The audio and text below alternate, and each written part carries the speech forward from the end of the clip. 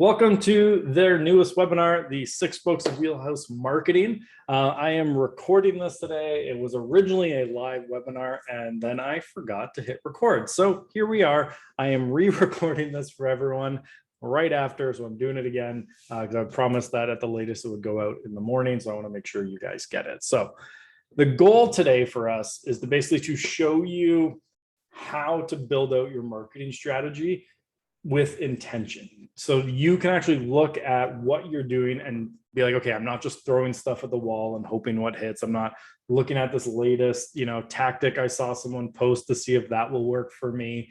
It's you can have a specific plan for your marketing, put it into play, and actually have it work for your business. That's what I want to get across, is you can know with confidence what you're doing in your marketing. So that's going to be the goal for us today, is to walk you through this process, show you how to do it. At the end, I'm going to give you a link to download the Fillable Template where you can do it yourself. Since you're watching the recording and the live chat's not available to you, I will include it in the email that this came in. So in the link to the email, and then when we post the recording later on YouTube, I'll put it in the comments on YouTube as well. So you will be able to get the link to download this for yourself at the end, or in the comments, or in the email where I sent this out. So you'll be able to fill this in, and I'll explain it later. Please put away your phones, close all those extra tabs, and sit and pay attention, because we want to make sure you have undivided attention. And we can actually make sure you kind of take away all, because there's a lot of moving pieces here, and I want to make sure you get the right answers for you. So please turn off your phones, airplane mode them if you can. I know that's not always feasible for everyone, especially in real estate, but if possible, minimize all distractions as we jump in. But I remember when I got started in real estate, I was told day one, hand the phone book down and start at A. It didn't really work for me. Actually, the best advice I ever got after that related to the start at A with the phone book, and I'm dating myself by the fact that phone books were even available. I don't even think those are a thing anymore. Is start at D, because everyone else has given up by the time that D comes around in the phone book, whereas people at A have been called a million times. But that didn't really work for me, if I'm being honest. Like, I started at A and I didn't get a lot of deals. I did get a few door knocking, but what worked for me was the online stuff. But I remember when I first started in real estate sales, I think I started with often like a Friday. They did their Tuesday morning meeting from 9 to 10. And then it was agent caravan day every Tuesday from 10 to 12. And that's, we all got in the cars together and then we drove around, and I went with kind of the brokerage trainer, and she brought me around to listings. And one of the listings we were going to was an agent who was like number 2 in town. Him and his partner ended up becoming my mentors. But as we're walking into the house, she's like, pay attention to what this guy's doing. He's killing it. Him and his partner, like just the two of them are basically like number 2 in town. It's just them and a part-time assistant, like do what they're doing. They're killing it. Which really leads me to think about the Beyonce paradox, which I like this example, because like, if you're a brand new musician coming out and you want to promote a new album you've created, you can't use the Beyonce marketing strategy, which is just drop a photo and say you have a new thing coming. You're not at the same place as her. Like, it sounds like a ridiculous example of like, well, of course you're not at the same place as Beyonce, but if you're a new agent, you're not at the same place as the top agent in Canada. How that top agent would market their business is very different than how a new agent should. You have to market for the stage of business that you're in. I think that's a mistake a lot of people do. Like, I've had meetings with top producers who are like, I need exclusivity when we work with you, because anytime I do anything in my online marketing, everybody just copies me. But then they say right after that, but nothing I've ever done online has worked before. You can't copy what other people are doing, because it might not fit for your business. And if you're a brand new musician, you can't copy what Beyonce's doing now. And you hear this saying a lot, and it actually kind of bugs me when I hear that success leaves clues, because a lot of people look at it as, I just copy what they're doing because what they're doing is working. Except I think, like, to me, that's misinterpreting the saying success leaves clues. Like, it's clues of how they got there, but you have to go back and piece it together to see what were they doing at the stage of their business of where you are now. Like, what did they do back then when they were maybe like starting out, or when they had like one buyer's agent and admin and only a couple deals a year to get to 100 deals? Like, what were they doing then that got them over whatever hump you're at right now. You can't look at where they are today and say, okay, this is where I want to be. You have to look at where were they when they were in my situation and how did they get to where they are now? Those are the clues you're looking for. And so when we look at successful agents marketing, we've generally boiled it down to like, here's the 6 pieces that everyone has in their marketing. But depending on where you are in your business, different things fit in the different parts. And that's why we actually created like this wheelhouse marketing framework. Is like a lot of the stuff out there, if you look, is not specific to real estate agents, just have to market a little bit differently than say like someone selling a widget. Selling something that's like a specific product, you market it a little bit differently than something like a real estate agent where your average customer might not buy for every 5 to 10 years type of thing. So we look at this framework, and based on like, I've been in the industry now for about 10 years, a couple of years as an agent myself, and I trained for one of the big brands. And actually tomorrow, or if you're reading this on the July 13th, this will be my 7th year of this business of doing marketing for agents. So based on all that experience, we've built out this framework that if you implement this in your business, will get results. So the first stage, and arguably one of the most important ones, is how do people who don't know you find out that you exist? First thing, one of the easiest ways to do that is create content. There's generally 3 types of content: content that entertains, content that educates, and content that informs. Ideally, you have all 3, at least 2 of them, but at worst case, you have to have at least 1. Right? And like, you don't have to overthink it too much. Like I get questions like, okay, should this be video? Should this be written? It should be whichever one you like to do more of and are more likely to consistently do. There's people who love watching videos. There's people who would rather read. There's a bit of both on everything. And you have to look at which one's right for you and for you to do. Like I do my show over a pint because I like sitting down with people casually over a pint of beer and learning about what they've done in their business and like how they got to where they are. That's something I enjoy doing. I think people find it entertaining, but it also educates them and informs them on a few different things. So it kind of hits all 3, and it's something I enjoy doing. So highly recommend doing this because it can work very, very well in your business. So think about like, what can you do as a piece of content? Blogs, shows. Maybe you don't want to be on video, but you don't want to write. So maybe you want to do a podcast that's audio only. There's a lot of options of how you can create content that will get people to discover that you actually exist. There's so much we can go in on this topic in terms of like how to create a show, how to create this type of content that will probably end up becoming its own webinar at some point. But for today, just know you have to do that. Now, if you're a big agent, you can be discovered just with your listings. Like this is an example I like that just happened recently, where Stefan posted this listing. He posted it in a few different places. This is a screenshot from a Facebook group where he posted it, but got a ton of engagement, ton of feedback, ton of people found out about him, ton of leads coming just by posting that. Again, gorgeous listing on a gorgeous lake. It's a great opportunity, but just being able to leverage that listing in his business would drive so many people to find out that he exists and reach out to him. Whereas a lot of people do not have that opportunity because they don't have regular listings. Like if I'm a top producer doing like, 20 listings a month, I don't almost need anything else to get people to know that I exist. I can just use my listings. Like the people that I mentioned before who kind of became my mentors, I almost joined their team at one point just to be able to take the online side of the business, leverage their listings, and be able to pull as many leads as I could off of them. And basically I would have taken all of that and done it myself. So again, a lot of opportunity there, but you got to be able to work it pretty hard. So listings, great method if you have them. That's all you need at that level, but not everyone's there, and that's where you create content. One of the things that really I also want people to understand is like with memes, I see a lot of agents use and post memes, but I would say 99% of the time it's done wrong. I actually genuinely enjoy this meme. I think it's funny, but this is not something as an agent you should ever post on your profile unless you're posting it privately in like an agent group, because this is everything that like a client sees it for obvious reasons. They probably aren't going to like that, right? Like they'll see this, even if they know it's funny, they're like, maybe that's not someone I want to hire. You want the memes you post to be relatable to your target audience. So like if you're targeting, like I live in the town of Newmarket, so if you're targeting people in Newmarket, you want to be that someone who lives in Newmarket would read it and be like, find it funny because they live in Newmarket.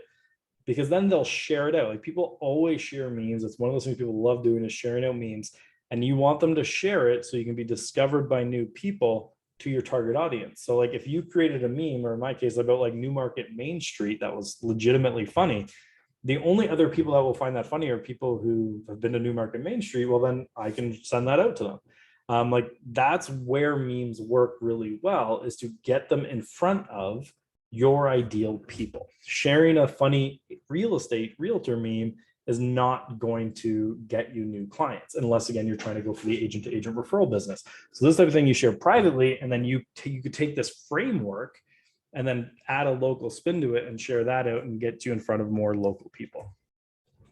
Now, after people discover that you exist, you have to move into the next stage of, now they know that I'm here, how do I get them to actually talk to me? Because you have to have conversations. Nothing in this business is like, I remember when I first started, people always talked about, you know, you got to be belly to belly, nose to nose. Belly to belly, I heard all the time, and I couldn't get it out of my head of how often people use the term belly to belly. That starts online now, but you have to have conversations with people. Your business won't go anywhere. And one of the easiest ways to do that is to ask a lot of questions, because questions create conversations. Conversations create relationships. Relationships create opportunities, and opportunities create sales. All of this is based on having questions. This theme of asking questions is going to come up a lot today, because I think it's one of the more underrated things, of just asking questions and being curious about people. And remember, when we're talking about conversations, it doesn't have to be conversations with you. You can also be trying to trigger conversations other people have about you. Obviously, you want those conversations to be private, but I'll give you an example. Like the bottle you see there, if you actually look closely at it, it says the Nicholas Kuzmich edition engraved on the bottle. I hosted a private mastermind for agents one time, this years ago. And Nick is a friend of mine through a mastermind, big speaker. You know, he charged 10, 20 grand to talk US. He agreed to come speak at mine for free. It was a personal favor to me because of the mastermind group we're in. And I was very thankful. Like literally, if I had just paid him to do that, it would have been very, very expensive. And since he came, I ended up getting this bottle, and I engraved his name, Nicholas Kuzmich edition. He gets the bottle. Thank you. I didn't think anything else, but he ended up posting that on social and saying, like, you know, classy gift, really appreciate it. If you're in the need for real estate marketing, reach out to my buddy Andrew. That drove me a few clients. But then on top of that, he also leaves it on display, because people don't want to drink this. It's a conversation piece. So everyone's like, that's really cool. Where did you get it? And now he's talking about me. Like I did the similar thing with this bottle to a friend of mine who's a broker who had been sending me a lot of referrals. So I sent him a bottle engraved with his name. And he, once again, didn't drink it. He put it on display in his office. And for the next like 6 to 12 months, I was getting calls almost every week, every month, of people who are like, yeah, I was in Nick's office and, you know, I saw that bottle. I asked him where he got it because I thought it was really cool. And he started talking to me about you. And you actually ended up sounding like someone that I actually needed to talk to for my business. And that ended up driving more. So it's like, this is why, like, I will never put my logo on gifts that I give. I'd rather have a conversation piece. Like first and foremost, I want it to be something they'll like, they'll enjoy, something that's really cool. And then secondary, like I want it to be something so good that they'll want to talk about it with people, and make it really interesting that way. And so conversations can be with you or about you. On social, where a lot of these conversations happen, we get this question a lot, like, should I be posting more in my feed or in my story? If you want to have conversations with people, you should be funneling them to stories, because on stories, you have private conversations with people. What happens in, like on the news feed, is like people might leave one comment, they might leave a second, but it's because it's public. Anyone can read it. They're less likely to be as open and forthcoming. But in the DMs, they're more likely to give you more information and have a longer conversation instead of just like hitting double tap like and leaving it. So like I would post less than news feeds, more on stories, to try and drive as many people as possible to talk to me in my stories, and then keep conversations going by asking them questions. A great thing on organic is, if you want more engagement from people, ask questions of your target audience. I know there's a tendency in, like, especially like in the online groups where agents become friends, they know they can get a lot of easy engagement from other realtors. That's not going to help bring you business, again, unless you're targeting the referral network, which is a very valid way to do it. But you want to look at it from the perspective of, how can I get local people? So posting local things like local memes. Easy questions would be like, you know, who else thinks we need to do something about that pothole on Main Street? right? People only local will know what you're talking about. They'll want to engage. Or it could be like, who has the best butter tarts in Newmarket, which was a legitimate fight in an online group once. The answer is nutmeg. And there's a lot of things like that happening. But if you can ask questions of your target audience that only they would know, they're the ones who are going to engage. So you want to look at how can I ask more questions, get more people going. That's relatable. If you're in groups that have no self-promotion, you can just cleverly word your posts. Like for example, when I was selling, there was a really popular group in Aurora that had, I think at the time, like 12, 13,000 people in the Facebook group, strict no promotion rule. But I actually had a legit question to ask. So I was a client of mine, they were having their 10-year anniversary coming up. They were new to town. They didn't know where to go for the 10-year anniversary. I had a pretty idea of where to send them. I grew up in the town since I was 2. But I took the opportunity, I went to the group and I said, I just helped a couple of clients of mine buy here in town. They've never lived in Aurora before, but they wanted to come here because he got transferred for work. And their 10-year anniversary is coming up. Where do you guys think is the best romantic restaurants for a 10-year anniversary in Aurora? Question mark. I didn't have to include the part of me helping them. I could have just said, I have people that are, have a 10-year anniversary, but I want them to see that I'm a realtor who helps my clients.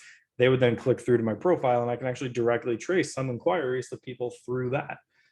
It works, but like I'm not spamming them, but I'm just letting people know I'm in real estate in a non-spammy way. But ask a lot of questions that you can. It gets engagement, gets people to respond. There are other like cheaper ways to get people to respond, like intentionally saying something outrageous or ridiculous, but not always a great way with your business to get that going, unless that's specifically your business.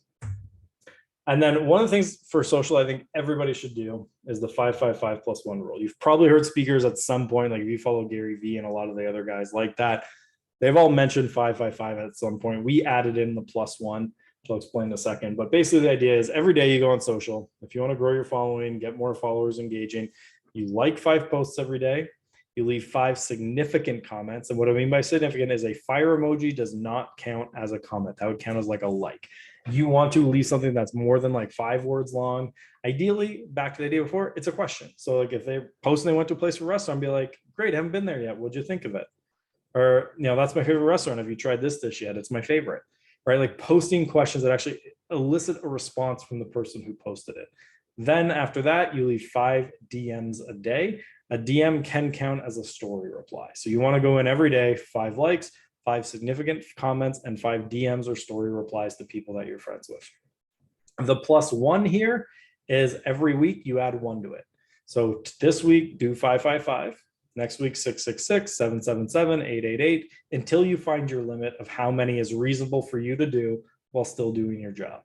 This doesn't mean you have to do these all at once either. Like you can start and do like, okay, I'm gonna do 2 in the morning. I'll have 2 minutes, a couple minutes before showing that I have a client coming. So I'll get a couple more done then, and you spread them out throughout the day. But your goal is every week to add 1 to this until you find where it's not reasonable. For some of you, that might end up being going back to 5-5-5, which I think should be the minimum. But you might get up to 20-20-20, and that's fine. Like if you have the time to do that, you will get returns. Like I know people who have built a pretty good business by just engaging and being present like crazy on social. It works. It's time consuming that way, but if you have the time, it's worth it. That's how you get conversations. But just because you're having conversations doesn't mean that people aren't reaching out to you. So you want people also to start joining your database, getting their contact information so you can follow up with them. The easiest way to do this is a great advice I got in a book called Book Yourself Solid by Michael Port, which is always have something to invite someone to. You always want to have something that at any point, if they ask about it, you can invite them to do it. So for a lot of agents, that might be a find out what your home is worth. That might be, the daily updates from MLS that every agent sends, which I don't do. Like I remember at an open house one time, this is like probably in the first 6 to 7 months of my career. I was just basically any agent in my office had a listing, I asked to do an open house. And I was doing like 2 a weekend every weekend for almost the entire time I ran the business. Like I was doing a lot, but I needed business. And these people came in and I was like, oh, okay, well, you don't want to work with me right now, but if you want, I can certainly set you up so you can start getting listings sent daily to your inbox. And they're like, that'd be great. And I was like, great. Well, what's your information? What kind of home you're looking for? Yada, yada, yada. And they're like, by the way, is what you're sending going to be similar to these? And they pull up their phone, and especially for those agents on Tread, you'll know exactly what I'm talking about. It'll have like your full name and then like properties of interest in all caps is the email that comes out. And they had 4 or 5 different agents sending them the same emails every day. I was like, well, I'm never going to stand out that way. So what I started doing with them is instead is the night at the end of the day, because those always came out in the mornings, I would go and search new listings since that email went out and manually send it to them with my thoughts on it. So I'd be like, this one's a good deal, this one's not, you might like this one. And that I put out. So as a way to stand out from the crowd, and it's something I can invite them to get instead of the same that everyone else was doing. But this could be webinars. It could be in-person seminars. Like maybe you host regular investing in real estate workshop for first-time buyer seminars. Maybe you have a newsletter that goes out, which we'll talk about in a few minutes, but always have something that is worth people opting in. And this could be as simple as deal of the week, or maybe it's just an update on what's sold in their neighborhood. But always have something you could invite them to that they would find of interest. Because if you just say, great, well, if you're thinking of buying or selling, get in touch. If people only move in every 5 to 10 years, the odds of you catching them on that exact moment are pretty small. And I'm sure you guys are all aware, a lot of people get really annoyed with forced registration. Google won't actually rank any of those pages on your website if you have forced registration. There's a lot of problems with it. What's nice, predictable flow of leads. But we were thinking about this problem here at the company internally recently of like, how can we still essentially get people to register and get their information because of the listings we have, but in a way that now they feel we're coming from a place of value instead of just gatekeeping like the price of the property. So what we started doing for clients who are willing to try it out is now you, instead of registering to just get information that's already available, is we're registering you to get updates on new information as it becomes available. So like we'll start in the coming soon phase and be like, you know, we're currently getting this home ready for sale. We got the photographer coming in. We're doing the research to figure out the best price to come to market with. We're getting all this done behind the scenes right now. It's going to be coming on the market in about a week and a half. If you want to get all of that as soon as it's available, register for updates, and we'll send you updates when the photos come in, when we know the price, when it goes live on MLS, and we'll even send you the sold price when it eventually sells. Now we're registering them not to gatekeep information, but to make sure that they're the first person to get it, that they won't miss out on the information. Now it goes from, I'm so annoyed that I have to do this, to I'm so thankful you're having this service that lets me stay informed. And then the added bonus on top of that is you're not just getting like leads, you're also getting neighbors who are just curious, and you're growing your database of other people who are interested in just knowing what's going on with it, instead of just kind of generic leads. You're getting other neighbors on top of it. And it's a great way to grow your database of more local people. So we're a big fan of this listing update system. And I'll include a blog post if you guys want. We did a whole blog post breaking down the system on our website that you can check out.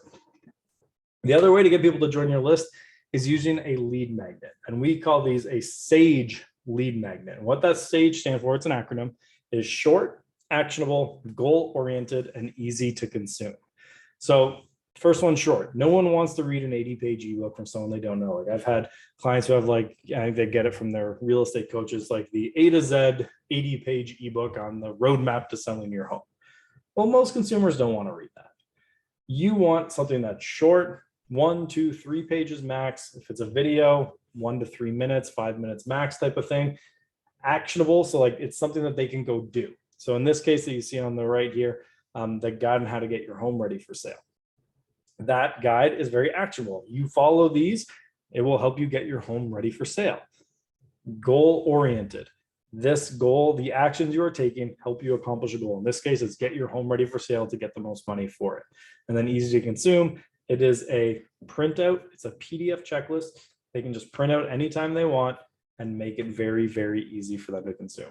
So short, actionable, goal-oriented, easy to consume. When you're thinking of what can I give someone in exchange, if you can create something that just has all 4 of those, don't overcomplicate it, guide on how to prepare your home for sale, a checklist of what you need to do to get pre-approved for a mortgage, different things like that is enough to get people initially in the door, and you start getting their contact information.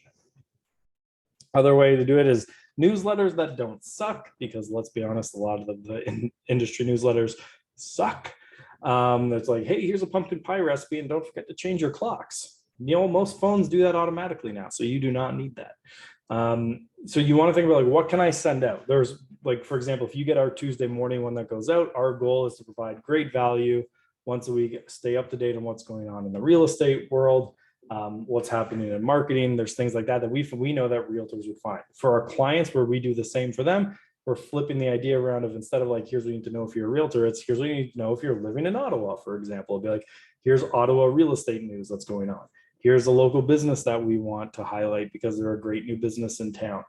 Here's something you want to know about buying a house in Ottawa. Here's maybe a feel-good story. Like we always include feel-good stories at the end so that they leave with a smile, gets a lot of great feedback. But newsletters like that work. Now, that can be 2 to 4 hours a week to get out a single one of these.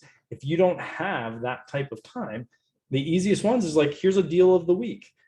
Maybe your brand doesn't fit deal because deal can imply cheap and things like that that might fit your brand still, but maybe it's just, here's my favorite house this week. Here's my favorite kitchen in a house for sale this week.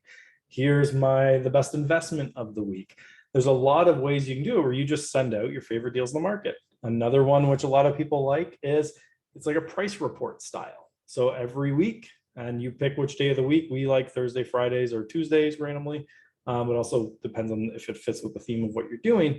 But you can say like, get our email, and every week we're going to let you know what's sold in your neighborhood for how much. And you just send, here's what's listing been up for sale in your neighborhood, and here's what's sold. Here's how much each of those sold for. Quick email. You can do that in 15 minutes once a week. Send that off to people. Incredibly valuable for them because they get to stay informed of what's going on, and you get to stay in touch with them for a long time. And it's an easy thing a lot of them will want to join to keep getting updates on. Now, you've got them to join your database. Now you actually have to convert them into clients. And I'll tell you this, anyone that we work with on sales calls, we often heard the term like, I want quality leads. I don't want just leads, I want quality leads. Well, quality is very subjective. I'll always ask the question, define quality lead to you.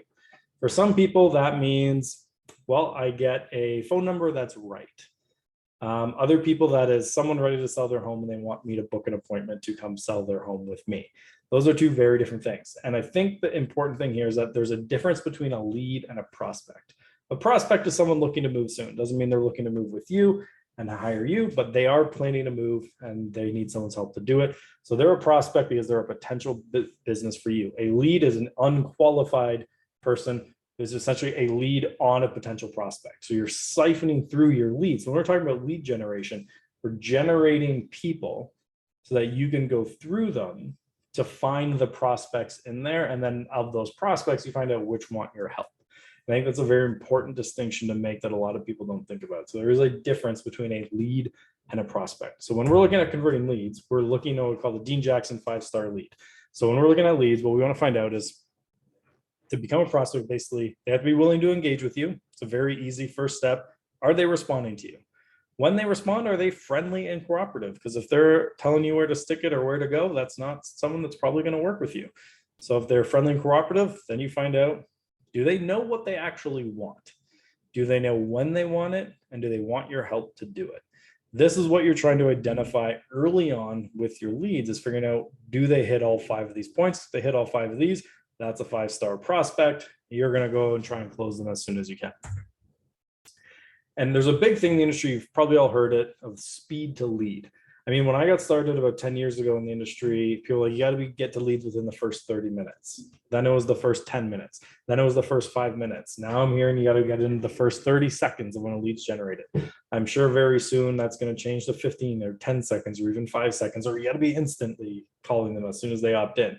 Everyone keeps feeling like we have to be faster and faster. And it reminds me of airports, because a lot of airports get complaints. Now, current issues notwithstanding, a lot of airports get complaints that it's like, it takes forever. I'm waiting so long at the baggage carousel. Like there's an airport in Houston that, like, this is a problem that they were trying to focus on, is they got so many complaints from consumers that too many people were complaining that they were waiting too long at the baggage carousel.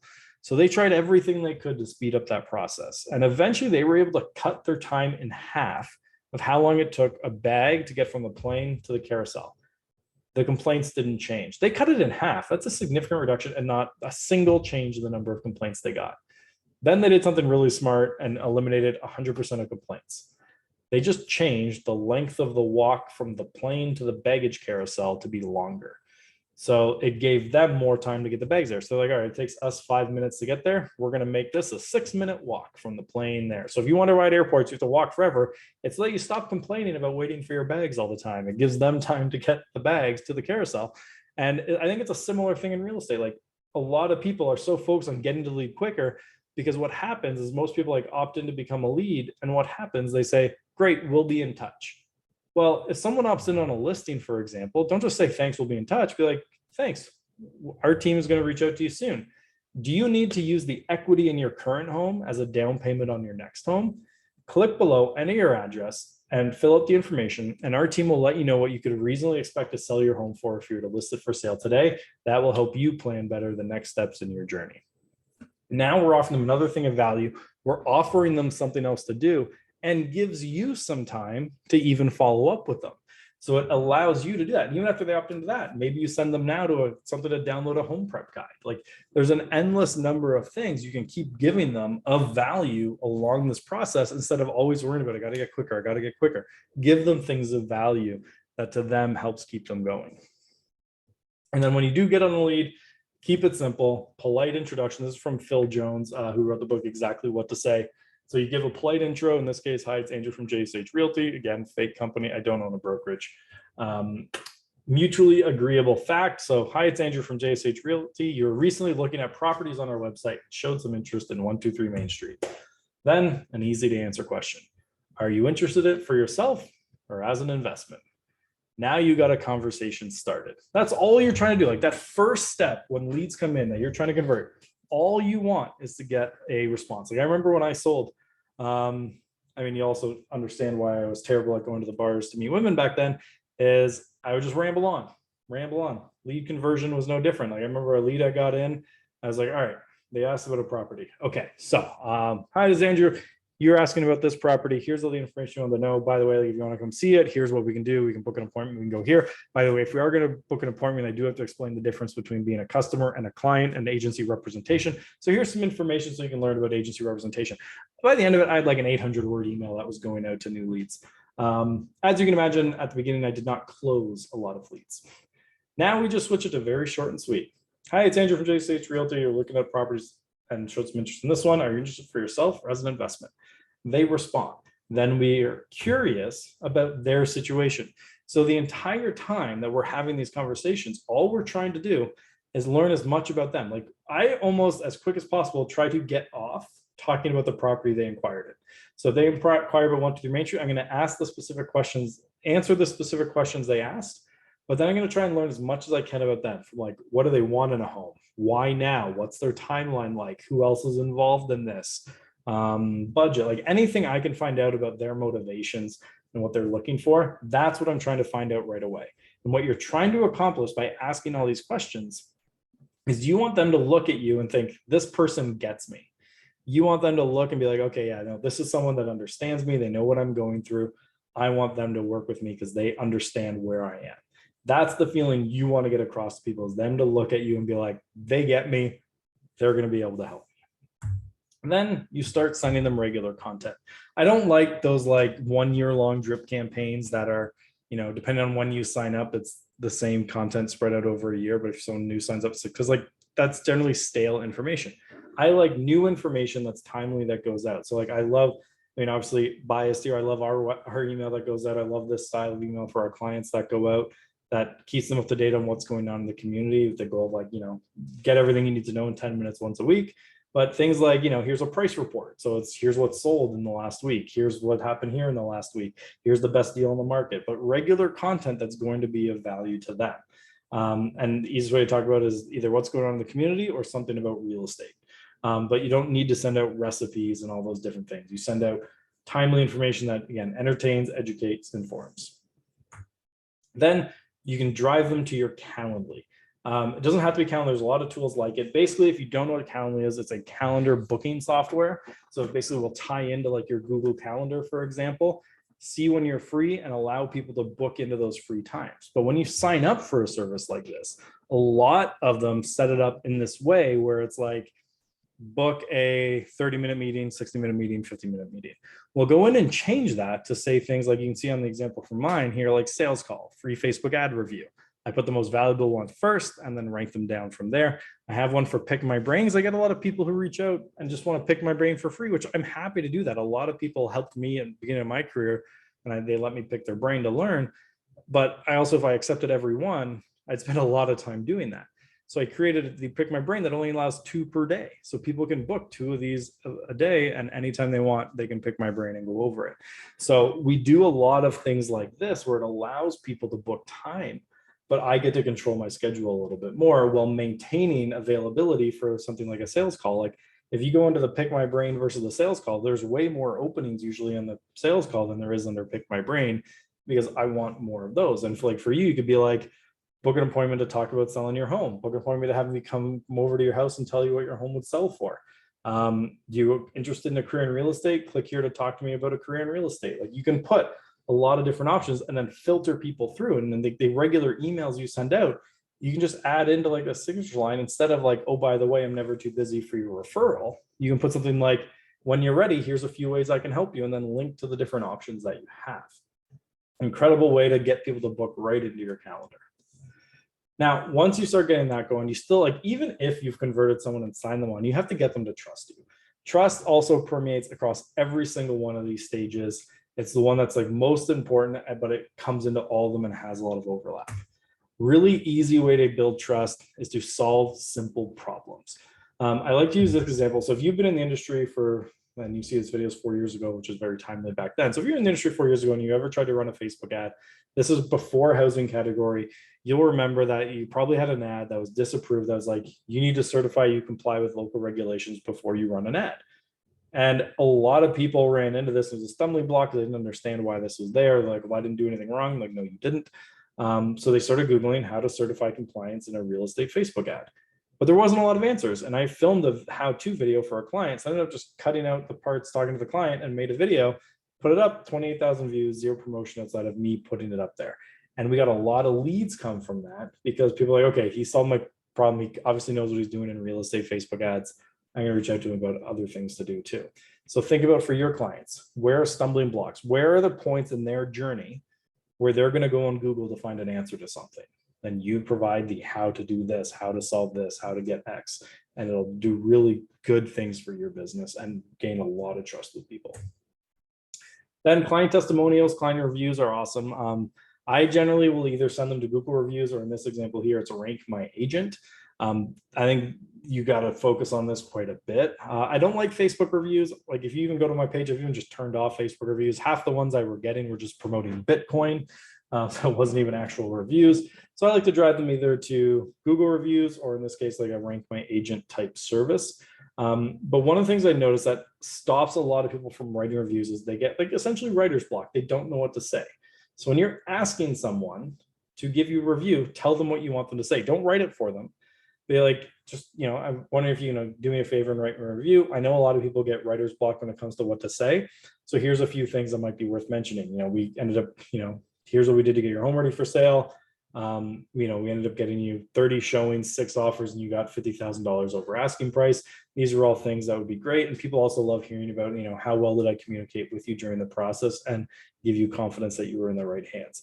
If you talk about all that stuff, you'll be good to go. Now they know exactly what to say, and they also then say things that are more valuable for you, for other people to read. So give them that direction of what to say and watch yourself get better reviews. Because you don't want reviews that was just like, yeah, Andrew was great. Really enjoyed working with him. Andrew was amazing. Nice sentiment, but does not help you convince other clients to hire you. And the more specifics in a review, the more likely people are to believe them as well. And then speaking of that, a lot of people are like, if you go to consumer forums, like if you go on Twitter, Reddit, they just rip on agents who do just sold. Like, oh, 100,000 over asking, sure. Well, you listed it under what it should have been. Even if that's not true, like that's the perception, is like, you shouldn't just keep saying I sold it over asking. They don't like that, but frame it as a case study instead. This is a great example from the spring team in Toronto, where they literally like, here's the results, here's the story of how this happened. Like if it was me, and I would start creating one that's like, so John and Sarah came to me because they needed to sell their home. Sarah was pregnant. They're both working from home now. So the current home they have, there wasn't enough room in it for them. So they reached out to me and asked, can you sell our home and help us find a bigger one that we can both work from home and have room for a nursery? So I came over, took a look at their home, and we decided that, they need a little bit of landscaping out front. Most of the rooms needed a touch up on paint, especially the baseboards from their dog. And then we said to stage the few rooms of the house to highlight, it's best use case for each of those rooms to attract the most amount of buyers. So our team came over, took us about 5 days, to get all this done. We listed it for sale with our marketing and videography and floor plans made, and we generated 27 showings in 3 days. We ended up getting them $50,000 more than they even thought they could. Now they can put that towards a nursery and a bigger down payment on the home that they want that's right for their family now. If you'd like to get similar results, just hit reply, or you can fill out the form below and we can help you out. Again, now you're telling them the story from the perspective of the client, not from just, hey, look how great I am because I sold this. And you're like, look how I helped this client and here's where they were. Because you want to paint the story for them. They want to read it and be like, I was where these people were at the beginning and I want to be where they are now. And again, very effective way to flip it from, hey, I have it just sold, to here's something that's of value to you that will help you understand what's happening. The other way to earn trust with people is to borrow someone else's trust that they trust. So like you've probably seen agents using someone like Barbara Corcoran or Scott McGillivray. And those can cost $10,000, $20,000, or even up to 6 figures for some people to get them to endorse you. You're now borrowing on their trust, and people then who trust them, like seeing her on Shark Tank. But this is one of those things, like back to the Beyonce example, like someone like that could afford to get a celebrity endorsement. If you're starting out, spending 10 grand to get one of them to endorse you is not a great use of your money. When you're a big, like the #1 agent, and you start promoting a lot and you have a bigger marketing budget, absolutely it can be worth it to get one of them to endorse you. But early on, it's probably not worth it. But you can also look smaller, like, okay, who locally has a lot of trust? Like maybe there are like micro influencers online that you can use that are local. Maybe they're friends and family. You can think of some ways to get them to promote you to their network.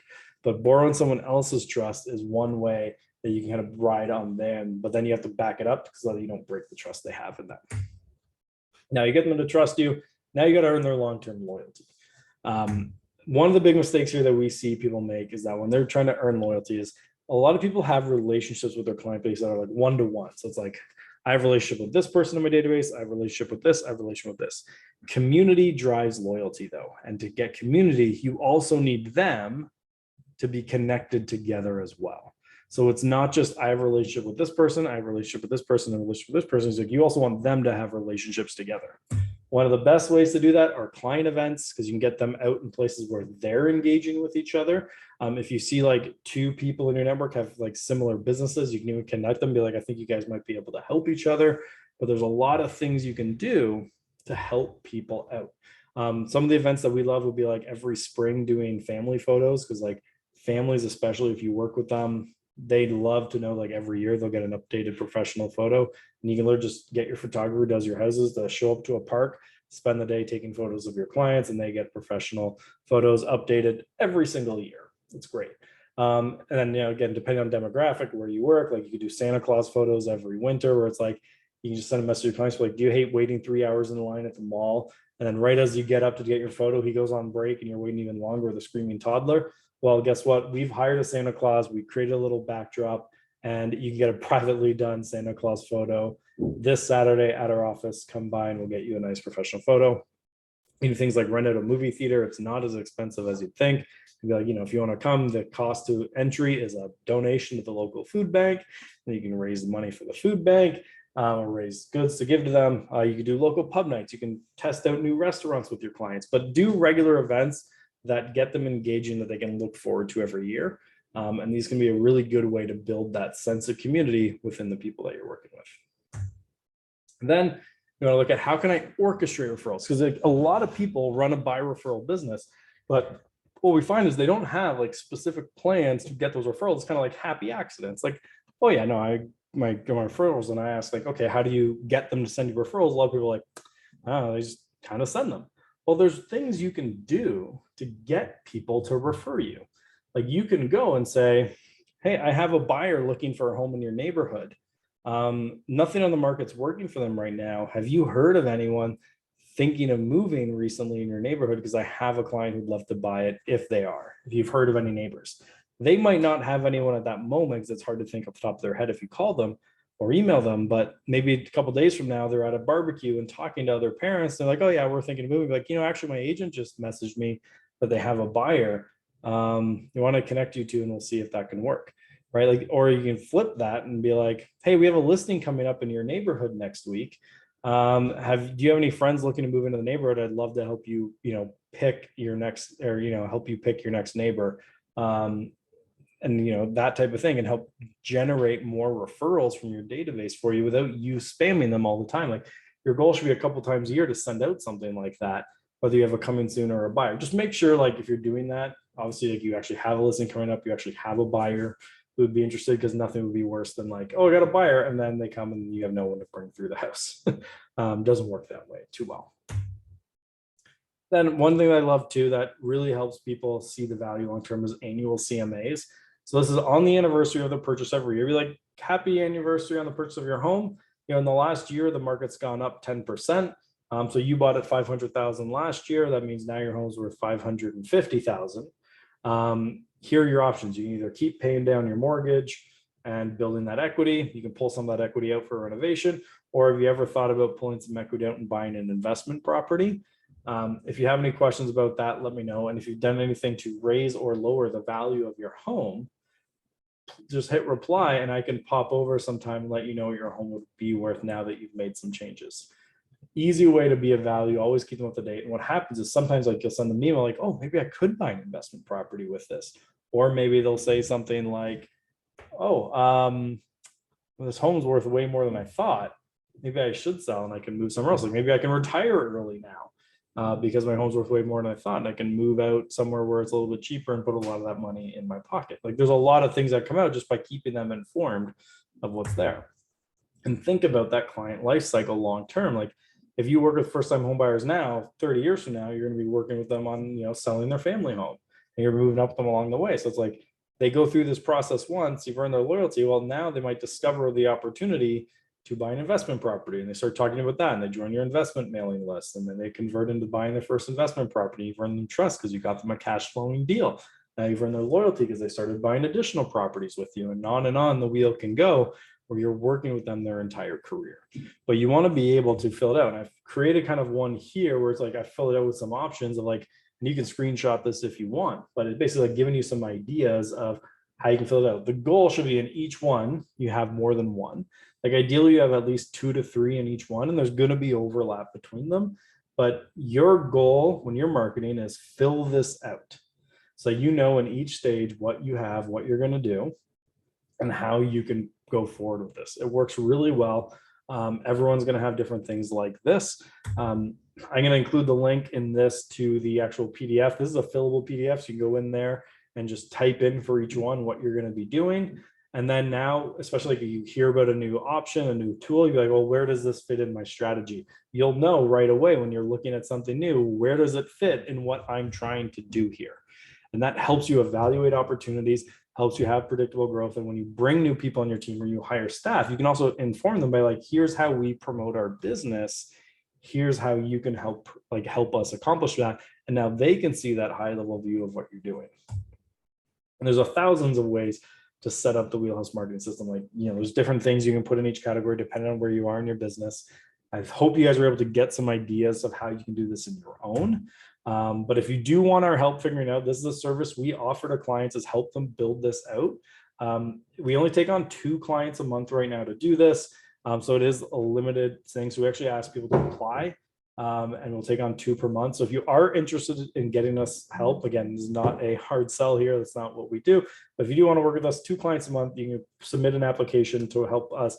And it's an 8-week program where we'll help you build this out. And then we'll train you to take it over and keep running it yourself. Obviously, if you wanted us to keep going after that, we'd be happy to.